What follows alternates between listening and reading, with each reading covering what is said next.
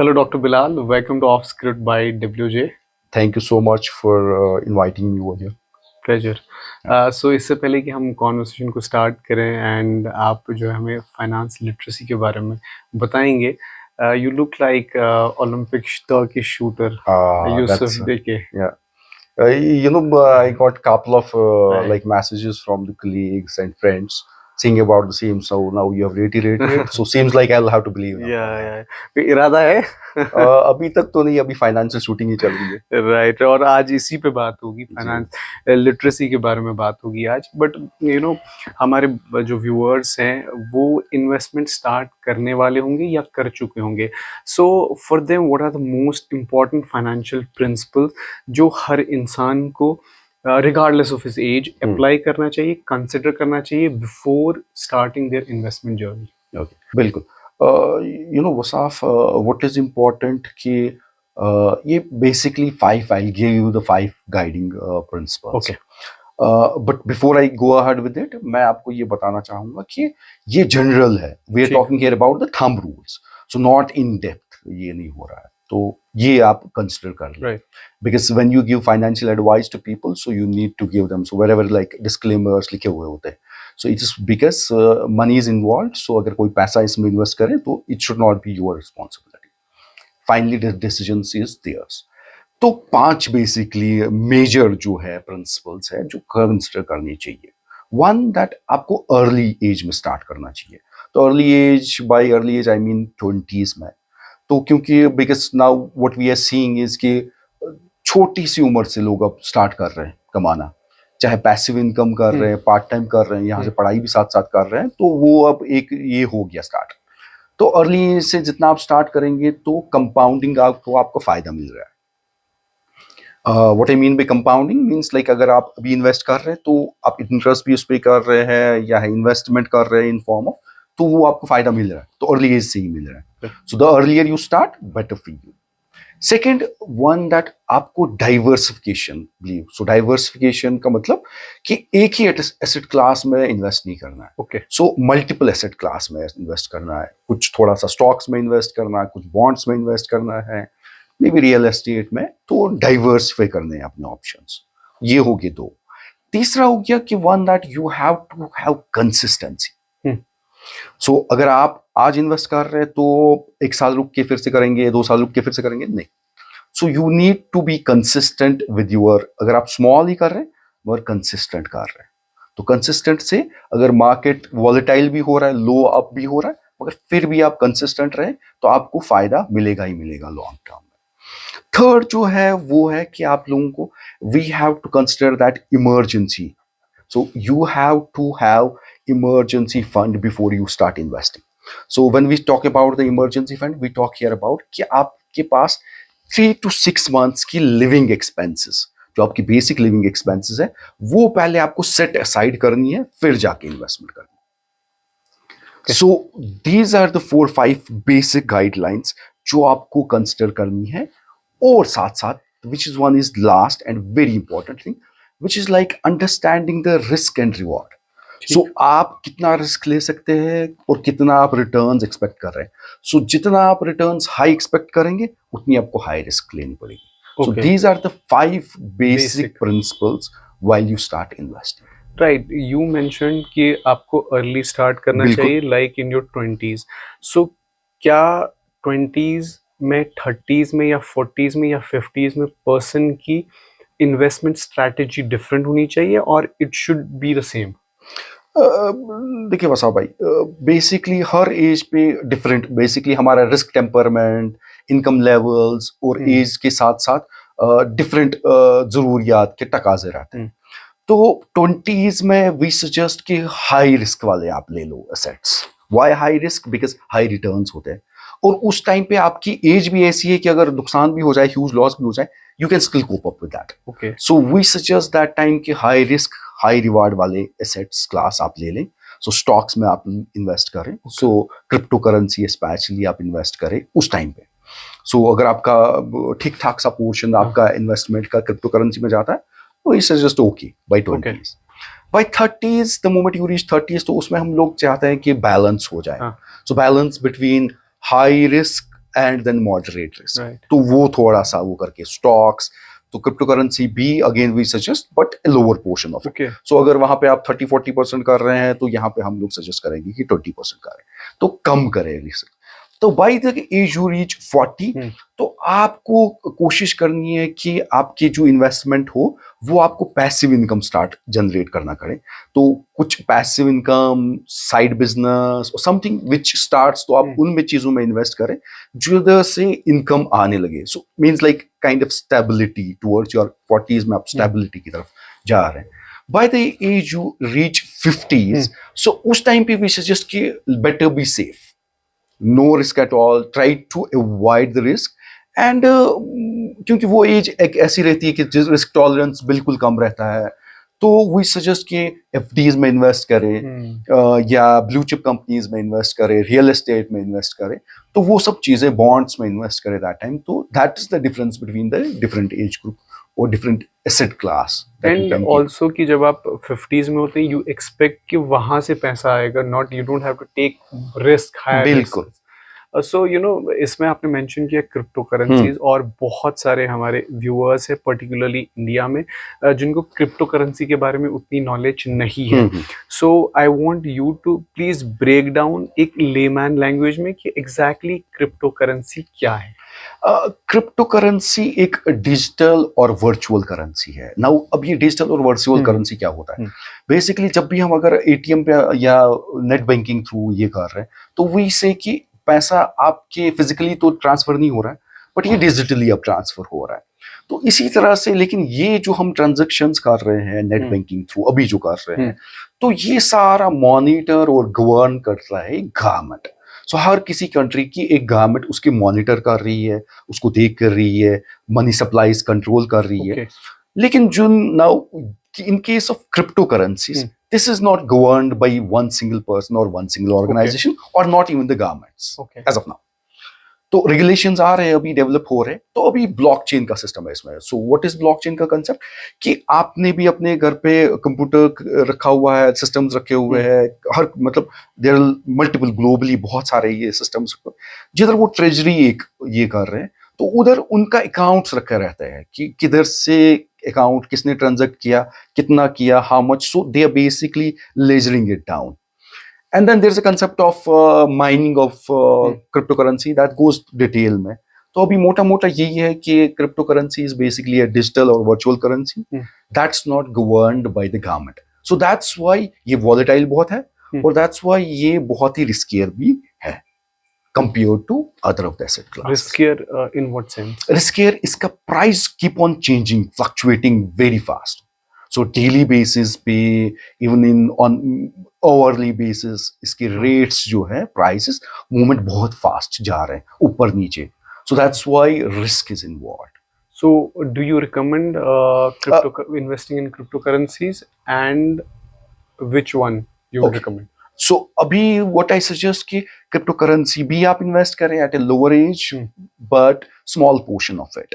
Since risk is involved, so small portion of it, आप अगर आपकी risk tolerance अच्छी है तो आप accordingly अपना adjust कर सकते हैं portfolio. But to start with small portion and then see accordingly how much your tolerance level, how much your income level is. So उस पे वो depend करेगा कि कितना. And अभी जो दो क्रिप्टो करेंसीज बहुत अच्छी जा रही है, which is Bitcoin and Ethereum. Okay. These are the two usually recommended, mostly recommended Bitcoins to invest in. Right. So you know you mentioned कि market बहुत ज़्यादा fluctuate हो रहा है मतलब क्रिप्टो करेंसी के regarding, but we see कि market always, it's always that flickering, constant flickering of market. So आप which is the best area that you would recommend, like should a person invest in gold या real estate में उसको invest करना चाहिए या mutual fund stocks में करना चाहिए? So which is the best area you would recommend? देखिए we recommend always the diversified portfolio. So when we talk about diversified, वो से कि जैसे नहीं बोलते थे कि अपने सारे अंडे एक ही बास्केट में मत डालो, तो वही वाला कंसेप्ट यहाँ पे भी है। एक ही एसेट क्लास में आप ना इन्वेस्ट करें, आप जाके जैसे मैंने पहले भी फर्स्ट प्रिंसिपल आपको यही बोला कि डाइवर्सिफिकेशन होनी चाहिए। So you need to invest in real estates, you need to invest in stocks, you need to invest in ETFs, electronic traded funds, you need to invest in mutual funds, bonds, real estate, precious metals like gold and other things. So पूरा diversify करना है, because क्या होता है कि अगर एक asset class down हो जाता है, एक में आपके वैल्यूएशन डाउन हो रही है, दूसरे में आप वो ऑफसेट कर लेते हैं. सो दैट्स वाई हर किसी इसमें थोड़ा थोड़ा आपको invest we suggest, yes, to suggest कि इन्वेस्ट, डाइवर्सिफाई आपका पोर्टफोलियो हो. राइट. सो कितना परसेंटेज एक इनकम या एक सैलरी जो एक पर्सन अर्न करता है उसमें से वो इन्वेस्टमेंट में जाना चाहिए? What percentage should be? Usually the thumb rule is 15 to 20%. So 15 to 20% of your salary, your income should go into the investments. Okay. Lekin as your income grows, so should your saving amount increase. And also that depends on which age group you are. Okay. So initially you can maybe start investing heftily, a good amount, a portion of your income. But then maybe as you grow, the needs become families and other things. So accordingly you can adjust it. But the thumb rule is somewhere around 15 to 20% you should invest of your salary you should, or the income you should invest. Right, perfect. And apart from that कि you mentioned कि emergency fund के लिए हमें एक particular portion रखना चाहिए जी. So क्योंकि कभी भी emergency fund की जरूरत पड़ती है and उस टाइम पे हमें debt लेना पड़ता है. So कितना परसेंटेज हमें इमरजेंसी फंड के लिए रखना चाहिए? And my question would be कि उस परसेंटेज जो हमने रखा है उसको हम कैसे मैनेज और ग्रो करवा सकते हैं? First, that emergency fund should be somewhere where like it should cater to your needs for 3 to 6 months. So whatever your needs are, it should cater to your needs of, because अब अगर हम percentage में ये calculate करें, so different people have different. So अगर ज़्यादा income होगी, so even if we suggest 10%, 20%, but that will. Right. So, but what over here the general rule is 3 to 6 months of your basic living should be covered in the emergency fund. Now, emergency fund has not to be invested in those assets where it takes time, जिधर time लगे आपको conversion वापस liquidity लाने में. So ये आपको readily available होना चाहिए. So means like आप high, we suggest saving accounts, but high interest saving इसमें account में आप डाल दें ये पैसा, ताकि जब भी आपको emergency हो, you can immediately withdraw it. Because ये इमरजेंसी का मामला है. सो आप ये इन्वेस्ट रियल एस्टेट में नहीं कर सकते, आप ये इन्वेस्ट गोल्ड में नहीं कर सकते, ठीक है? तो आप ये उस चीज में इन्वेस्ट करेंगे जिधर आपको ये रेडीली अवेलेबल हो, बिकॉज इमरजेंसी का ये. And the thumb rule is 3 to 6 months of your living expenses. But as your income grows, so should you keep on, maybe you can keep a margin of 1 year. And you should also consider कि medical emergencies कभी हो जाती है, कभी family कुछ कंटेंजेंसीज होते हैं, particularly so many things come in life, तो उन चीज़ों का भी आप मार्जिन रख सकते हैं और उन चीज़ों का भी ये रख सकते हैं आप. सो इट्स लाइक कि आप वहां पे इन्वेस्ट करें जहां पे आप लिक्विडेट बहुत क्विकली कर सकते हैं, ना कि आपको टाइम लगे. एंड विल से कि लेट्स एग्जांपल कि अगर एक पर्सन 50,000 अर्न कर रहा है, that means for 3 months it will be like around 1.50. तो 1.50 वो इमरजेंसी फंड के लिए रख सकते हैं. नॉट द इनकम के लिए लिहाज से देखो, इनकम तो उसकी 50,000 है, बट लेकिन may be he will be saving 20% out of it, से मे बी समथिंग अराउंड 30,000 उसका खर्चा है. So here we are talking about not 90,000 for 3 months, not 1.5 lakh rupees for whole 3 months. So we are talking here about the basic जो आपकी requirements है, जो आप expenses है वो, ना कि आप वो जो income ले रहे हैं. तो because उसमें वो portion भी एक होता है जिसमें वो investment कर रहे हैं, आप saving कर रहे हैं, whatever. So वो minus करके जो आपकी basic है, जो basic है वो हमें save करना है, वो basic जो आपकी expenses है. I think ये बहुत अच्छा आपने break down किया कि exactly हमें emergency fund के लिए कितना रखना चाहिए ताकि हमें किसी के लिए किसी से उधार ना लेना पड़े at that time. So this one particularly जो मैं आपसे पूछने वाला हूँ, it's for all those young professionals जो हमें देख रहे हैं अभी पे, because young professionals एक transition phase से जा रहे होते हैं जहाँ पे उन्हें लोन लिया होता है, EMIs पे करने होते हैं, इन्वेस्टमेंट किया होता है. So for all those persons उनके लिए कैसे आप, what is the best strategy वो manage कर सके paying off their debts? One that पहले तो आप प्रायोरिटाइज करें हाई इंटरेस्ट जो लोन्स या डेट लिया हुआ है आपने, तो वो पहले पे ऑफ करें. सो जैसे for example credit cards, they are high interest, तो आप वो पहले ये करें pay off those. So high interest वाले पहले प्रायोरिटाइज करें. So you need to first prioritize high interest credit और debt, you pay off them. Second, then there is also a concept of snowballing effect. So what you need to do is like small credit debts जो भी आपने लिए हुए हैं वो आप dispose of करना कर दें, वो आप पे ऑफ करना स्टार्ट करें. सो उससे क्या हो जाएगा कि स्नोबॉल इफेक्ट धीरे धीरे कर रहे हैं आप, and then you start paying off and ultimately you get rid of all the debt you have. So those are the basic two things. Other one concept is avalanche concept, where आप पूरा बड़ा कोके बड़ा ये amount करके पे करते हैं. But I always suggest snowball effect and prioritize your debt which is high interest वाला, पहले वो पे करें. सो फर्स्ट हाई इंटरेस्ट जो भी आपने लिया हुआ पहले जी. उसको आप जो है लिक्विडेट करें, then after that snowball effect, small right, जो स्मॉल स्टार्ट पेइंग ऑफ, ताकि फिर बर्डन ना लगे. Because now you started small and consistently आप पे कर रहे हैं, तो ultimately you will be able to pay off and you will be debt free. Right. When should a person start investing in the retirement plans, particular, so that कि वो ensure करे जो उसकी retirement life है वो एक अच्छी life, comfortable life. Again, Wasaf, I suggest that you start as early as possible. तो by 20 अगर आप earn करना चाह रहे हैं, मतलब start कर दिए, तो उसी टाइम पे आप start करें. By 20s, even if you start small, but do that. Okay. So right from the beginning, the moment you start earning, आप अपना थोड़ा थोड़ा रिटायरमेंट के लिए इन्वेस्ट करना स्टार्ट करें. So it's a basic फंडा, जैसे ही आप कमाना स्टार्ट करें तो आप फ्यूचर का सोच लें. फ्यूचर का सोच ले. राइट. सो ये मुझे लगता है जो अब मैं आपसे पूछने वाला, ये एक कॉमन क्वेश्चन होगा फॉर मासेस. फैमिली शुरू करने से पहले, फैमिली स्टार्ट करने से पहले, what advice would you like to give financially, जो है स्टेबिलिटी के लिए, फाइनेंशियल प्लानिंग के लिए? फैमिली स्टार्ट करने से पहले I suggest that one that emergency fund आपके पास हो, और बेसिक बजटिंग आपका एक हैबिट हो. So basic budgeting is like आप फाइनेंशियल प्लानिंग करें. सो फाइनेंशियल प्लानिंग में आप कंटिजेंसी, इमरजेंसी का भी ख्याल रखें, और जो आप फैमिली स्टार्ट कर रहे हैं and how you basically going about it, कैसा आपका प्लान रहेगा आगे जाके, सो वो आप पहला ही फाइनेंशियल प्लान करें.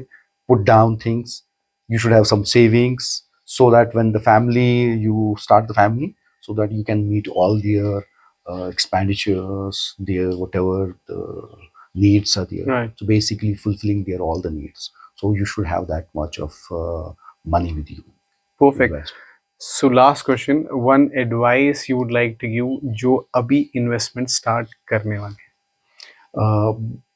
Diversify and start investing as early as possible. Don't wait. Just the moment you start earning, start investing, take the advantage of compounding.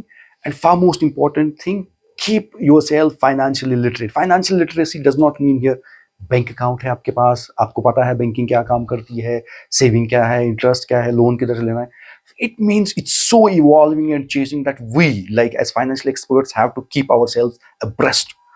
Update our knowledge with regard to the finances. तो यही concept आप में भी लागू होता है, आप पे भी ये होता है कि आप अपना फाइनेंशियल लिटरेसी पढ़ें, बिजनेस मैगजीन्स पढ़ें, बिजनेस की जर्नल्स, न्यूज़पेपर्स आ रहे हैं. Keep your self updated about crypto currency, what's happening in the real estate, when you should invest in real estate, how much you should invest, what kind of diversified portfolio you should have.